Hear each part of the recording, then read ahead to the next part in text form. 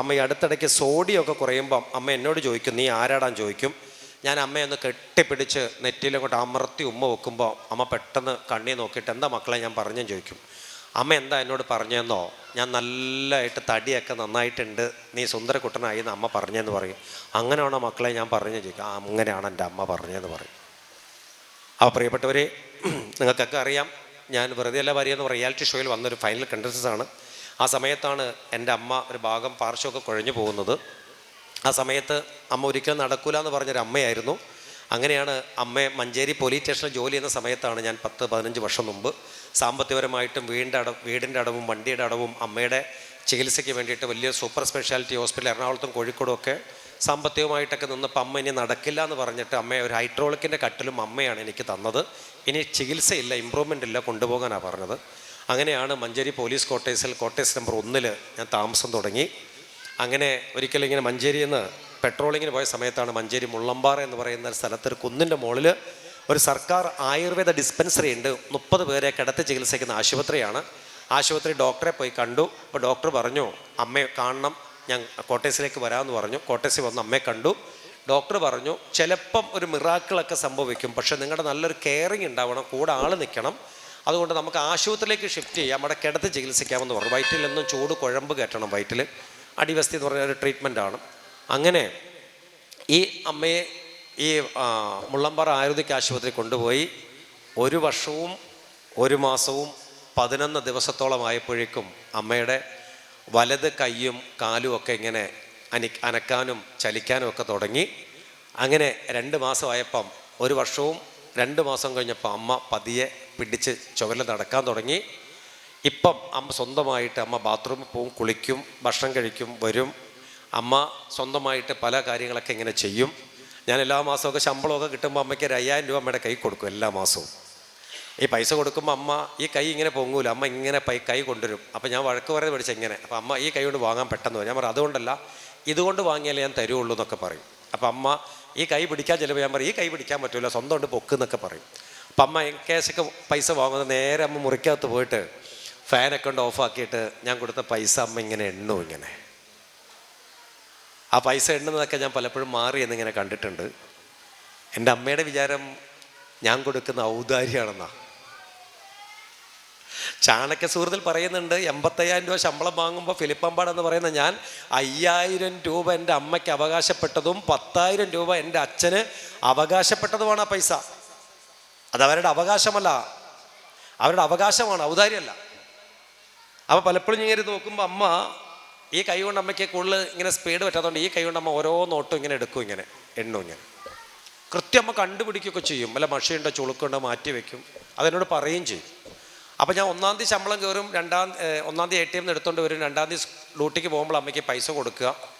ഇടയ്ക്കൊക്കെ ഞാൻ അങ്ങോട്ടും ഇങ്ങോട്ട് പാസ് ചെയ്യുമ്പോൾ അമ്മയുടെ ഈ എണ്ണലൊക്കെ ഇങ്ങനെ കാണും. വലിയ രസമാണ് കാണാൻ അമ്മ എണ്ണുന്നതും അമ്മയുടെ മുഖഭാവവും ഒക്കെ. അതിനിടെ ഒറ്റയ്ക്ക് വർത്താനമൊക്കെ പറയും, അയ്യോ ഇത് മഷിയുണ്ടല്ലോ, എൻ്റെ കുഞ്ഞിനെ പറ്റിച്ചല്ലോ ഒക്കെ പറയും. അപ്പോൾ അതിൽ മഷിയുണ്ട് അമ്മ പറയും, അമ്മ എന്നെ കുഞ്ഞിനെ പറ്റിച്ചല്ലോ ഇവരെന്നൊക്കെ പറയും. അങ്ങനെയൊക്കെ നമുക്ക് പറയും, ഒക്കെ ശരിയൊക്കെ വരും. അപ്പം എല്ലാം കഴിഞ്ഞിട്ട് ഞാൻ അമ്മയോട് എണ്ണി കഴിയുന്ന സമയം എനിക്കറിയാം, ഞാൻ അമ്മയോട് പറയും, അമ്മ പോട്ടെ ചോദിക്കുക. ഇങ്ങനെ ആ മക്കളെ അറിയും. ആ വിളി എന്താ ചോദിച്ചാൽ എന്താ അറിയോ, ഞാൻ വരുന്നത് അറിയും. കാര്യം അമ്മയുടെ ബെഡ്റൂമിൽ നിന്ന് വന്ന് തിണ്ണയിൽ സിറ്റൗട്ടിൽ വന്നിട്ട് അമ്മ ഒരു കസേരയുണ്ട്, അവിടെ വന്ന് ഇരുന്നാൽ മാത്രമേ എനിക്ക് വണ്ടി എടുക്കാൻ ധൈര്യമുള്ളൂ. ഞാൻ വണ്ടി എടുക്കുമ്പോൾ അമ്മ എന്നും ഇങ്ങനെ ആക്കിയിട്ട് ഇങ്ങനെ കൈകൊണ്ട് ടാറ്റ കാണിക്കും. ഇത് കണ്ടിട്ട് എൻ്റെ വീട്ടിൽ ഞാൻ വണ്ടി എടുക്കുക, വലിയ ധൈര്യമാണ്. ചില മാസം ഞാനൊരു 4,500 രൂപ അമ്മയ്ക്ക് കൊടുക്കുകയുള്ളൂ, ചില മാസം 5,500 കൊടുക്കും. ഈ 5,500 കൊടുത്ത മാസം ഭയങ്കര കഷ്ടപ്പാടാണ്. അമ്മയ്ക്ക് എണ്ണണമെങ്കിൽ 1 മണിക്കൂറൊന്നും പോരാ. കാര്യം 500 രൂപ അതിനകത്ത് കുടുങ്ങിയിട്ടുണ്ടല്ലോ. അമ്മ 1 വട്ടം എണ്ണും, 2 വട്ടം എണ്ണും, 3 വട്ടം എണ്ണും. അപ്പോൾ അമ്മയുടെ കണക്കിൽ 5,000 രൂപയാണല്ലോ, 500 രൂപ കൂടിയല്ലോ.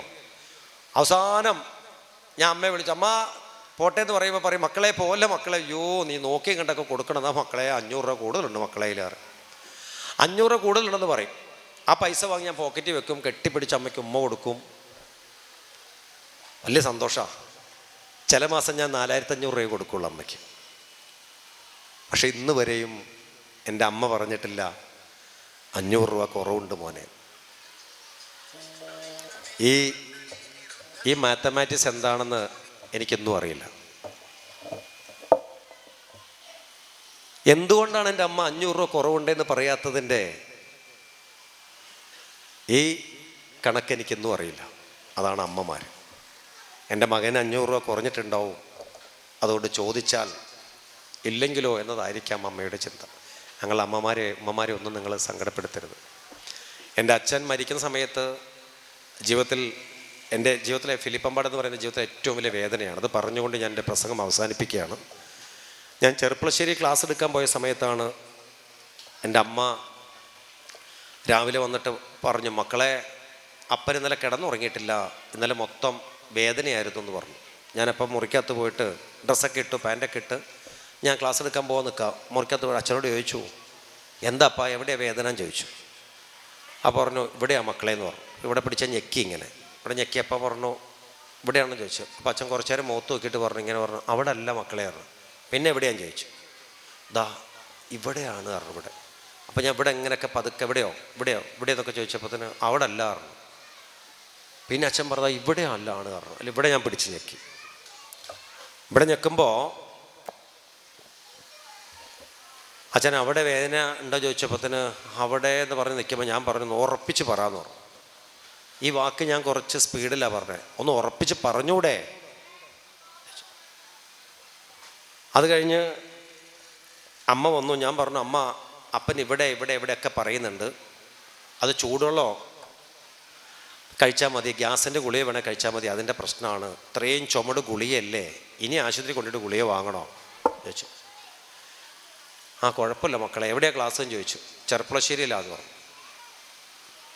ഞാൻ പുറത്ത് വന്ന് ഷൂ കെട്ടിക്കൊണ്ടിരിക്കുമ്പം ഞാൻ അച്ഛനോട് ചോദിച്ചു, കൊണ്ടുപോകണോ വേണേ പറയാറുണ്ട്. പക്ഷെ അച്ഛൻ്റെ മുഖത്ത് വല്ലാത്തൊരു ക്ഷീണവും ഒരാത്മവിശ്വാസം ഇല്ലാത്ത പോലെ കണ്ടപ്പം ഞാനിങ്ങനെ എത്തി നോക്കിയിട്ട് പറഞ്ഞു, അപ്പാ കൊണ്ടുപോകണോ വേണേ പറയാറുണ്ട്. ആ വാക്ക് നിങ്ങൾ ശ്രദ്ധിക്കണേ. എൻ്റെ ജീവിതത്തിൽ എന്നെ വളർത്തി വലുതാക്കിയ എൻ്റെ അച്ഛനോട് ഞാൻ സംസാരിച്ച അവസാനത്തെ കോൺവെക്കേഷനാണ്. കൊണ്ടുപോകണോ വേണമെങ്കിൽ പറ. ഷൂ ഒക്കെ ഇട്ട് ഞാൻ ഇറങ്ങി വണ്ടി കയറി. വണ്ടൂർ, പാണ്ടിക്കാട്, പെരിന്തൽമണ്ണ, ചെറുപ്പളശ്ശേരി, ഐഡിയൽ കോളേജ്, 2000 കുട്ടികൾ, നല്ലൊരു സെക്ഷൻ, സംഘാടകർ, ഭക്ഷണം. നേരെ എടപ്പാൾ കമ്മിറ്റിക്കാർ വന്ന് കാത്തിരിക്കുന്നു. അവരെ വണ്ടി കയറുന്നു, അങ്ങോട്ട് പോകുന്നു. അവിടുത്തെ പ്രോഗ്രാം കഴിയുന്നു. അവിടുത്തെ ഈവനിങ് സ്നാക്സൊക്കെ കഴിച്ച് വണ്ടി കയറുന്നു. 6:45 മണിക്ക് ചെറുപ്പളശ്ശേരി എന്ന് പെരിന്തൽമണ്ണയിൽ വന്ന് എൻ്റെ വണ്ടി എടുക്കുന്നു. നേരെ വണ്ടൂർ എത്തിയപ്പോഴാണ് എനിക്ക് തോന്നിയത് 11:20 എൻ്റെ മൊബൈൽ ഫോൺ സൈലൻറ്റിലിട്ടിട്ട് വെച്ചതാണ്. പാൻറ്റിൻ്റെ പോക്കറ്റിൽ നിന്ന് എടുത്ത് ഡ്രൈവിംഗ് സീറ്റിൽ വെക്കുമ്പോൾ ഉണ്ട് ലൈറ്റ് വരുന്നു. അപ്പോൾ എൻ്റെ അയൽവാസി രതീഷാണ്. പെട്ടെന്ന് കോൾ എടുത്തു. എന്താ രതീഷ ചോദിച്ചു. എടുത്ത് വായിക്ക് പറഞ്ഞു, നിങ്ങളൊരു മനുഷ്യനാണോ ചോദിച്ചു.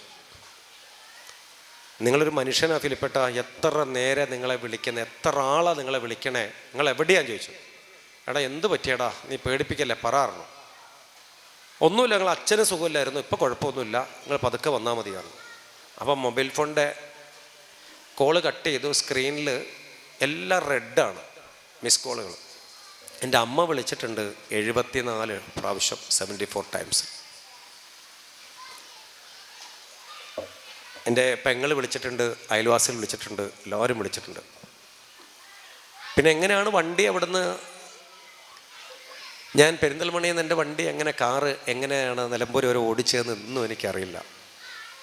അപ്പോഴൊക്കെ മനസ്സിൽ ഒരു വാക്കുണ്ട്, കൊണ്ടുപോകണോ വേണേ പറ. ഞാൻ ഇറങ്ങാൻ നേരത്ത് അച്ഛൻ എന്നെ നോക്കിയ ദയനീയമായ നോട്ടമാണ് എൻ്റെ മനസ്സ് മുഴുവനും. പക്ഷെ 1 മണിയായ സമയത്ത് അച്ഛന് വീണ്ടും വേദന വന്നപ്പം അച്ഛൻ പറഞ്ഞു, അവനെ വിളിക്കരുത്, ക്ലാസ്സിലായിരിക്കും, ബുദ്ധിമുട്ടിക്കരുത് പറഞ്ഞു.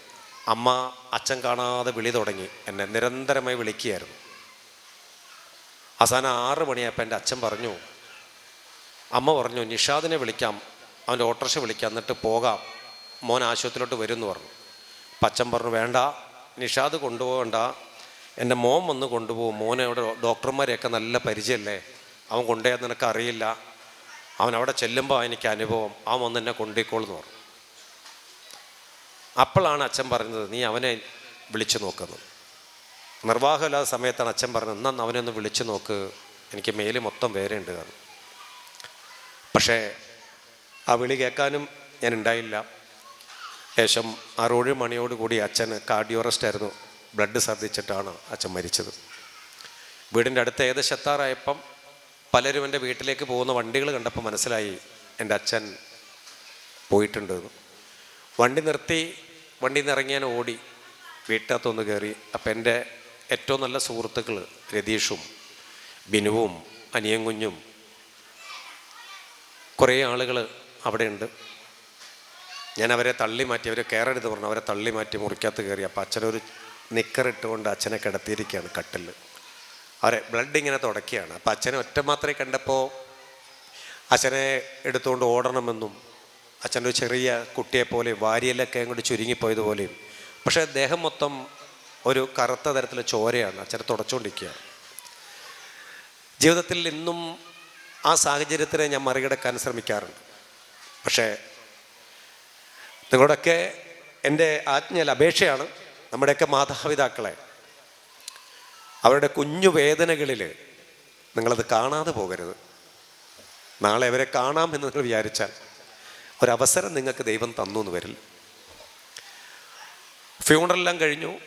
പിറ്റേ ദിവസം പകൽ സമയത്ത് പോലും പോകാൻ ബുദ്ധിമുട്ടുള്ള ഒരു സ്ഥലമാണ് റോബി നഗർ എന്ന് പറയുന്ന ഓടായിക്കൽ, നിലമ്പൂരിൻ്റെ ഒരു കിഴക്ക് ഭാഗം. പകലൊക്കെ ആന ഇറങ്ങും.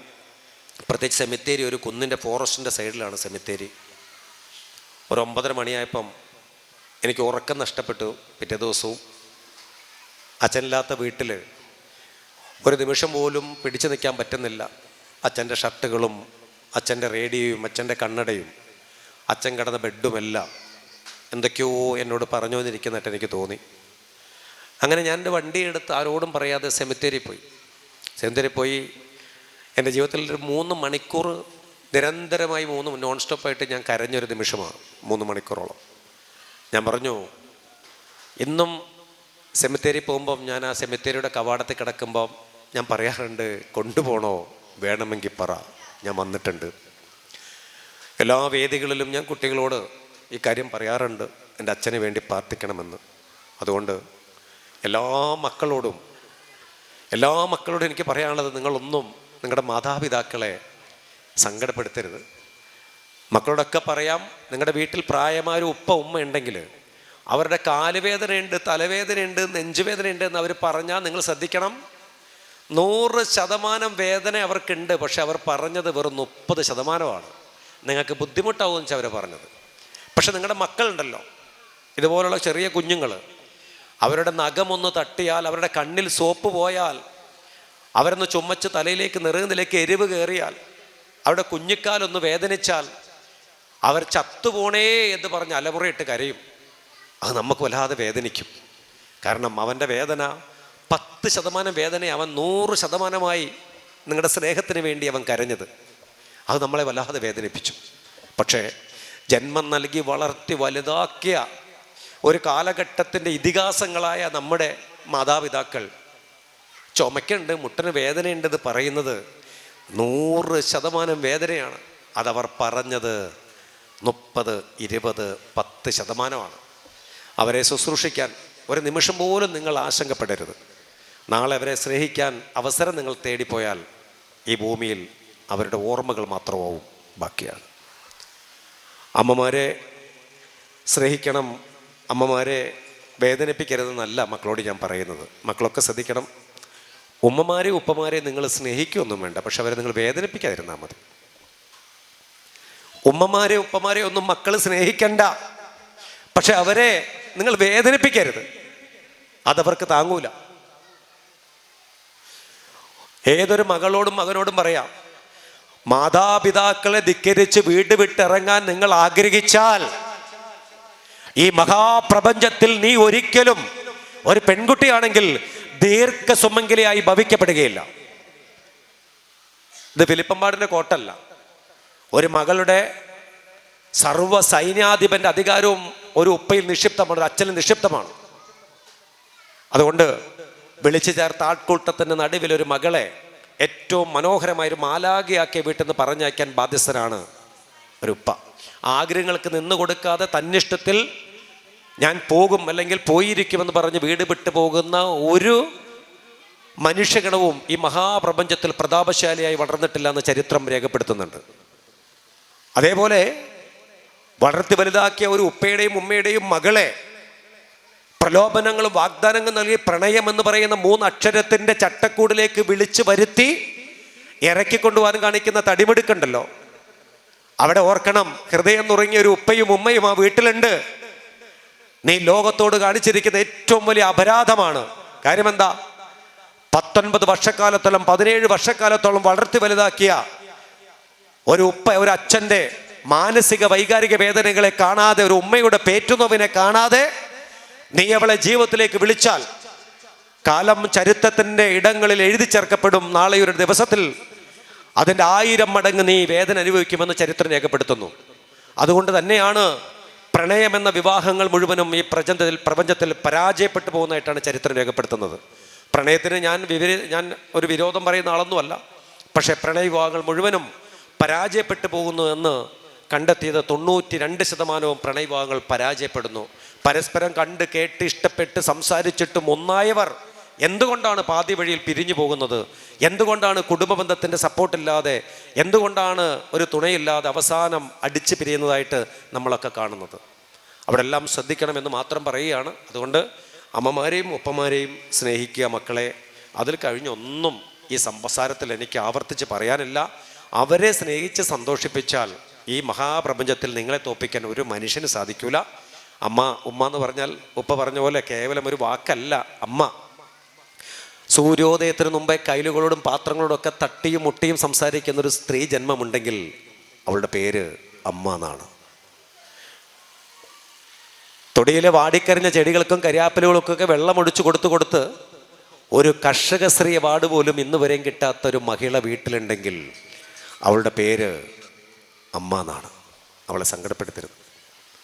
നമ്മുടെ വരവെന്ന് വൈകിയാൽ ഉമ്മറപ്പടിയിൽ മറ്റൊരു പ്രസവേന അനുഭവിപ്പത് ആരാന്ന് ചോദിച്ചാൽ അവളുടെ പേരും അമ്മ എന്നാണ്. അവളെ സങ്കടപ്പെടുത്തരുത്. വിളമ്പിക്കൊടുത്ത് തനിക്ക് തിരിയാതെ വരുമ്പോൾ മക്കളെ, ഉമ്മാക്കത് ഇഷ്ടമല്ല എന്ന് കള്ളം പറയുന്നവളുടെ പേര് ഉമ്മ എന്നാണ്. അവളെ സങ്കടപ്പെടുത്തരുത്. ദൈവത്തോടുള്ള പരിവം പറച്ചിൽ സ്വന്തം പേര് പറയാൻ മറന്നു പോകുന്ന ഒരുവളുണ്ടെങ്കിൽ അവളുടെ പേരും ഉമ്മ എന്നാണ്. അവളെ സങ്കടപ്പെടുത്തരുത്. സമാധാനത്തിനുള്ള നൊബേൽ പുരസ്കാരം ലഭിക്കാതെ പോയ മദർ തെരേസമാരാണ് നമ്മുടെ ഓരോ അമ്മമാരും. അവരെ സങ്കടപ്പെടുത്തരുത്. എൻ്റെയും നിൻ്റെയും വരവെന്ന് വൈകി വീടിനെ ഓർക്കാതെ വീടിനെ മറന്നു കളയുന്നിടത്താണ് ഓരോ അമ്മമാരും ഈ ലോകത്ത് മരിച്ചു കൊണ്ടിരിക്കുന്നത്. ഗൃഹാന്തരീക്ഷത്തിൻ്റെ ഇരുണ്ടിടനാട് ചൂടിനോടും ചാരത്തോടും പടവെട്ടി ചുക്കി ചുളിഞ്ഞു പോയ ഒരു പഴന്തുണി കഷ്ണമാണ് നമ്മുടെ ഓരോ ഉമ്മമാരും. അവരെ സങ്കടപ്പെടുത്തരുത്. എൻ്റെയും നിങ്ങളുടെയും വിഴിപ്പലക്കി അലക്കി തളർന്നു പോയവളുടെ പേരാണ് ഉമ്മ. അവളെ സങ്കടപ്പെടുത്തരുത്. എല്ലാ ലൈറ്റുകളും അണച്ചു അവസാനത്തെ ലൈറ്റും കെടുത്തി സ്വന്തം ഒരു മുറി പോലും ഇല്ലാതെ കിടന്നുറങ്ങുന്നവളുടെ പേര് അമ്മ എന്നാണ്. അവളെ സങ്കടപ്പെടുത്തരുത്. ഒടുവിൽ ഈ സാഗരം കളമൊഴിഞ്ഞു പോകുമ്പം വാടിക്കരിഞ്ഞ ചെടികളും പൂവും ഞാനും നിങ്ങളും ഒക്കെ പറയും, എൻ്റെ അമ്മയില്ലാത്ത വീട്, എൻ്റെ ഉമ്മയില്ലാത്ത വീട് വീടേയല്ല. പ്രിയപ്പെട്ടവരെ, എല്ലാവർക്കും നല്ല സ്നേഹം ആശംസിക്കുകയാണ്. ഇനി എനിക്ക് മാതാപിതാക്കളുടെ ഒരു വാക്ക് മാത്രമേ ഉള്ളൂ. അത് ഫിലിപ്പമ്പാടിൻ്റെ കോട്ടാണ്. മക്കൾക്ക് വേണ്ടി നിങ്ങൾ ജീവിക്കരുത്. മക്കൾക്ക് വേണ്ടി മാത്രം നിങ്ങൾ ഉരുകരുത്. ഒരിക്കൽ കൂടെ പറയാം, മക്കൾക്ക് വേണ്ടി മാത്രം നിങ്ങൾ ജീവിക്കരുത്. മക്കൾക്ക് വേണ്ടി മാത്രം നിങ്ങൾ ഉരുകരുത്. നിങ്ങൾ ഇടയ്ക്കൊക്കെ നിങ്ങളുടെ മാതാപിതാക്കൾക്ക് വേണ്ടി ജീവിക്കണം. അവർക്ക് വേണ്ടി ഉരുകണം. നിങ്ങളുടെ മാതാപിതാക്കൾക്ക് വേണ്ടി ജീവിക്കുന്നതും ഉരുകുന്നതും കണ്ട് നിങ്ങളുടെ മക്കളെ വളർത്തി വലുതാക്കിയാൽ നിങ്ങളുടെ വാർദ്ധക്യം സമ്പുഷ്ടമാവും. സ്നേഹത്തോടെ ഫിലിപ്പമ്പാട്. Thank you.